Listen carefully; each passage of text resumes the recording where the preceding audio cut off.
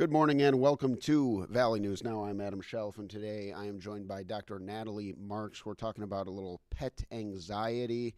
And Dr. Marks, you have a ton to say about this. You got some products in front of you. Have plenty of tips. Before we really get into it, how did you become an expert on the topic? Well, it's been a long journey, and I think it's something that a lot of veterinarians early on in their career didn't think much about. But since the advent of Fear Free in 2016, which is a movement for us to think about not just the physical health of our pets, but that they all have emotional health too and needs. We're trying to reduce fear, anxiety, and stress in our pets and understand that when we do that, we also reduce the fear, anxiety, and stress in the people in the house. And I know you just mentioned you've dealt with some anxious pets. It definitely affects everybody under that roof. And so our goal is for everyone in the home, both the pets and the people, to be more relaxed and calm. And I think it all starts with recognizing when that pet might be anxious, might be having some issues. And so let's talk about what can cause that stress and what kind of body language that they might use to communicate that to their human. Yeah, exactly. And there's lots of reasons for stress in our pets. There's what we call situational stressors, these short bursts of stress like thunderstorms or the trick-or-treaters that are going to be coming in a few weeks to the door, or even a visit to the veterinary office to see me.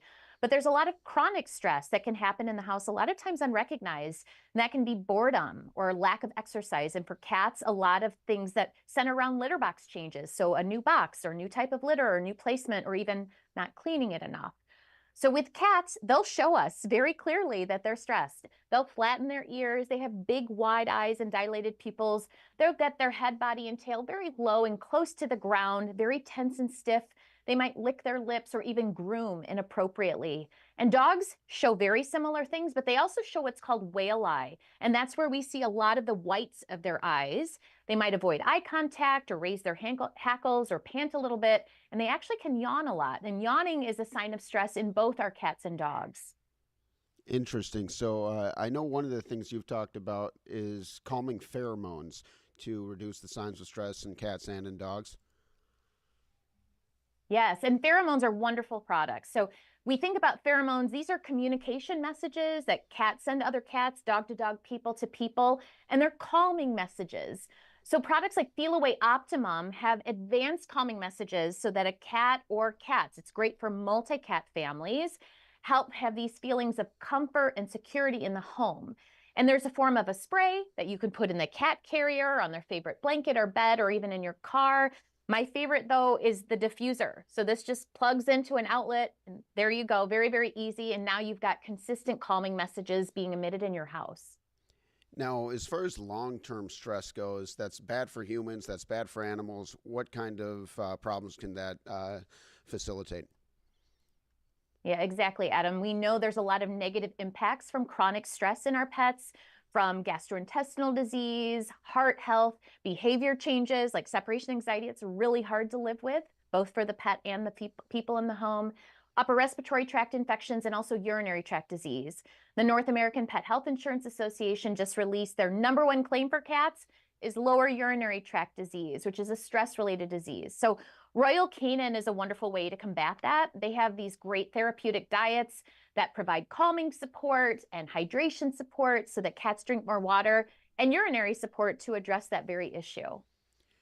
Now, if you're dealing with a cat that might be having a tough time and sometimes might lash out, yeah, it's not like you're getting attacked by a tiger, but still it's not getting fun bit by anything. How can you handle that in a way that is going to be productive and responsible, where the cat's not just going to get more angry with you or hold a grudge? I know cats have very long-term memories. How can you handle that in a responsible way? Yeah, I'm glad you asked that question because that happens a lot where we get what's called reactivity. So we used to call that aggressive behavior, but really we know that that cat is acting out of fear. So if we're starting to see those changes and we've missed maybe some of the subtle body language I described, and now our cat or dog is starting to show these more reactive signs, the first thing we need to do is talk to your veterinarian about a better strategy. And to get to your veterinarian calmly, I think it's really important to think about travel. So one thing I wanted to talk about is a sleepy pod. This mobile pet bed is rigorously crash tested. It's the same standards for child safety testing for car seats, but it's also this really lush, comfortable pet bed.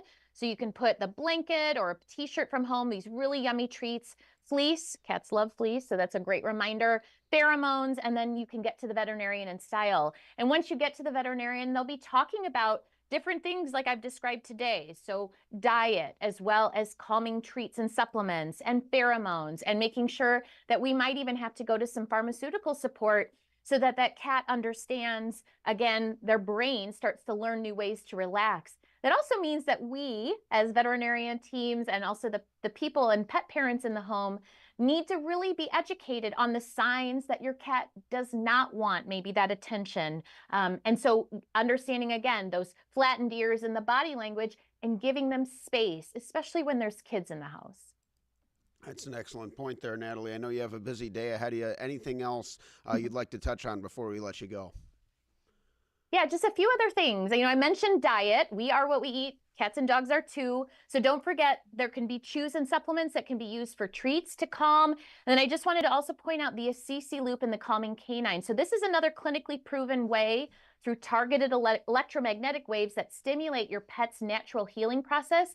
The reason we use this is because we know pain and inflammation can also cause stress in our pets. So when we use this 15 minutes a day, twice a day for 6 weeks, it's clinically proven for you to have a calmer cat or dog. So I'm really proud to work with these brands. They're focused on you having a calm pet at home. That means also a calm family. So you can visit for more information, feelaway.com, royalcanin.com, sleepypod.com, and assisianimalhealth.com.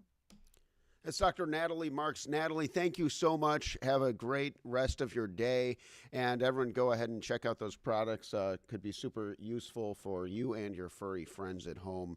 Thank you all for watching on Valley News Now. And